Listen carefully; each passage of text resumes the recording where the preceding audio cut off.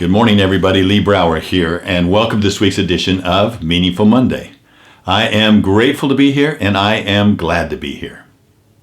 You know, it's that time of the year where you sit down and you reflect upon this previous year that's just coming to an end. It's the time of the year that we look forward to envision an even better future for 2021. Now, let me borrow from Victor Hugo in his definition of future. He says, the future has several names. For the weak, the name is the impossible. For the faint-hearted, the name would be the unknown.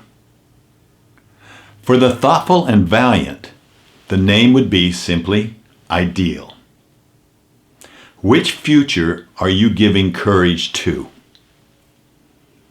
You become what you give your courage to. So if I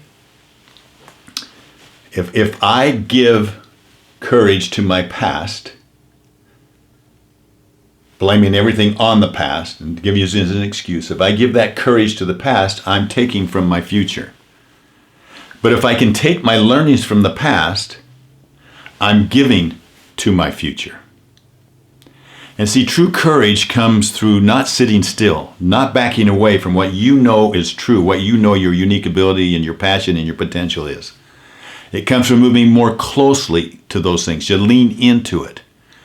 And in those moments, when you experience the feelings and the vision of your potential, it's as this river of empowerment is flowing from you and flowing through you.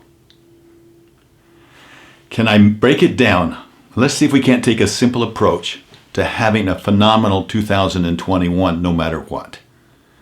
In our empowered wealth mindset, we break everything down in terms of the quadrants. Let me make it really simple for you.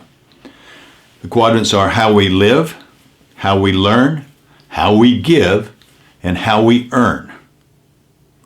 Yet overriding all of that, like the sun that hits all four quadrants, is how we love. That hits it all.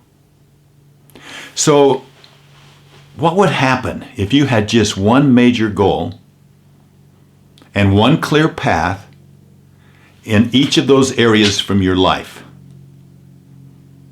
and you focused on those for 2019? What would happen? So identify for yourself right now, or as soon as you can, wherever it's possible, sit down with a piece of paper and identify what's the number one goal you could focus on for your physical health in 2021. Ask the same question then, what's the number one goal you could focus on as it relates to your key relationships? And then ask it again as it relates to your finances, and ask it again as it relates to your spirituality, your relationship with God, and then ask it again as it relates to your giving. In other words, your contribution, the arrows pointing out. Imagine a life where at the end of the life you've consumed more than you've created. And each year you'll be in wobble, you'll be shaking if you don't do that. So focus in on those. You know, if you want to improve your life,